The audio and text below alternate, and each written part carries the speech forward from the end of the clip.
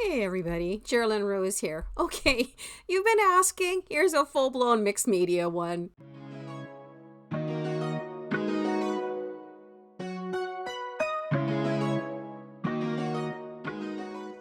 This was another card for the Tuesday Altenew Live Challenge, which this week was Bye Bye Black. You weren't allowed to use black in the sentiments, in the stamping, anywhere through the card. And I'm like, I'm fine with that. More color, the better. I started out with the Altenew French Marigold. I've stamped it on both sides. I reversed it and restamped it again.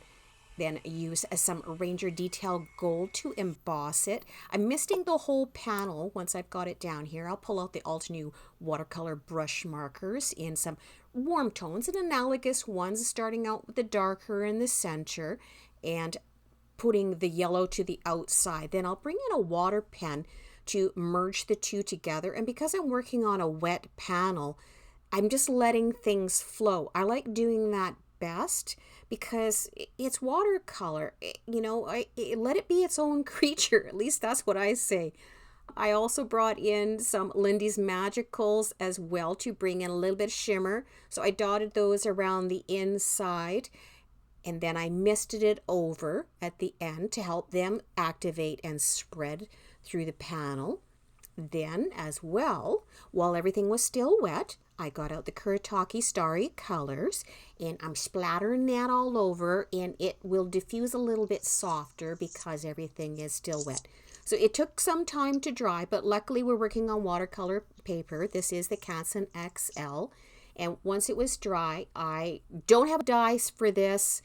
I fussy cut both of those sets of flowers out. Yes, I did. And considering it was watercolor paper, it took some time. Jumping over to another panel, this is using the mix and match frames from Altenew. So I'm cutting out the background ones now, and I'm cutting out two of them. I'm grabbing out the Sizzix woven embossing folder. I'm pouncing down some Ranger Distress Oxides and a couple of tones through there. And remember, bumps on the bottom, so you know what side to put them on. I'm going to mist them to kind of diffuse them through there. I'll put the first watercolor panel down and I'm going to run it through the Big Shot here. And I'm going to do the same with the second one. I end up using them both, but I flip them around so that one's going to be offset behind the other. But jumping back to the first one, this is using the All in Create Organic Orb stencil and some embossing paste, because I think we'll throw this one in the Simon Says Stamp June Texture Challenge as well. And you can see I've got 3 dabs down there on the side. One I'm going in white. The other 2 I'm using those Lindy's Magicals again. I'm putting a little dot of color in each one and I'm going to mix it up, because I heard a long-time friend say a while back that all women are chemists, and I kind of agreed with him, especially if they're horsewomen, which I would know a lot about.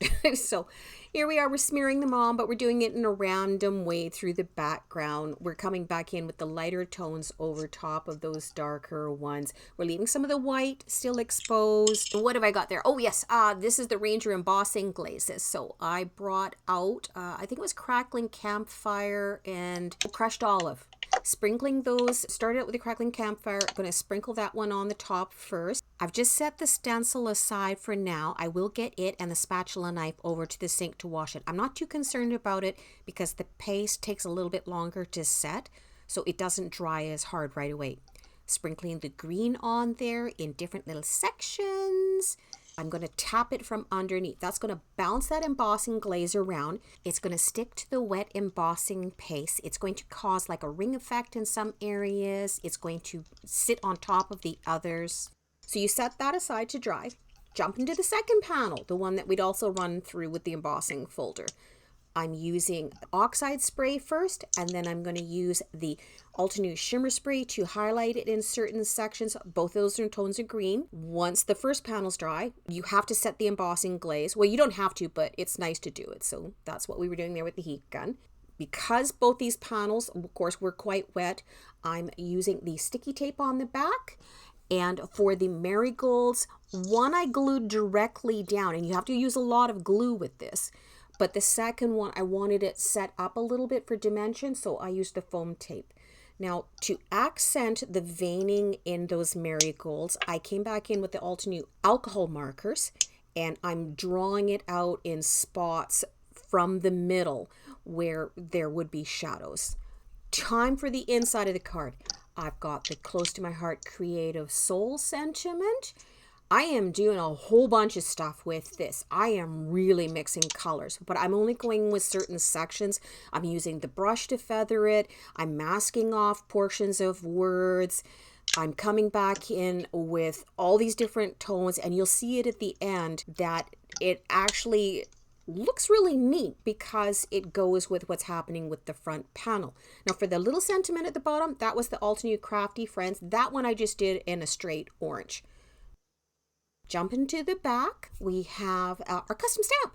And that one I wanted to ombre as well too. So I dipped it in the lighter orange first, and then I just rolled it a little bit in the darker orange, putting it down. It's a very soft effect, but it's there. Starting to glue the panels together. I didn't lean over. There was a squashing, but I don't lean over because my hair is really going gray. Sorry, guys. And I'm very vain about it because it used to be strawberry blonde auburn. But you can see this is where I've got a lot of glue on these to get it to stick down onto those embossing glazes, because you've got a whack load of texture on this thing, right? And on the second one, the one with the foam, I'm going back over with some glue as well too, so that it catches the spots because of all the texture that's in there. Tucking in a couple of the leftover leaves.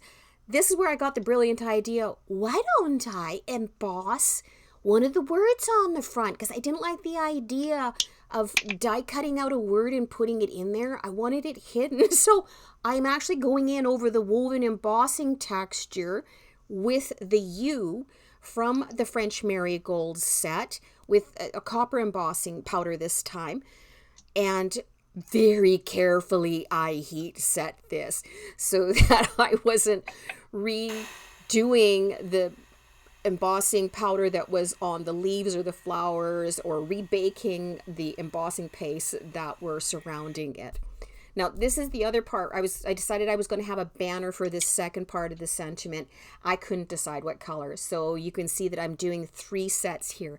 I'm doing one in a mid light green, again with the detail copper. And then I am going to use a dark green. And then I'm going to use one of the leftover parts of the white watercolor. So again, just use your Versamark, use your rabbit tool first to put some de-static powder on there. Making certain that all of the loose powder that was there, if there was any, take it off with a really fine brush. Setting it, of course, with your heat gun. I got out a dovetail die cut for each of these. I used a pencil mark on the one side so I knew where I needed to put the end of it. And these are I am taping in spot because I don't want them to shift after this work. Enjoy this. This is me experimenting around with cameras. This is the iPod filming with its funny thing where it would change speeds, which we discovered later. But hey, I'm trying to make it interesting so that the video looks a little bit different from every single other one out there.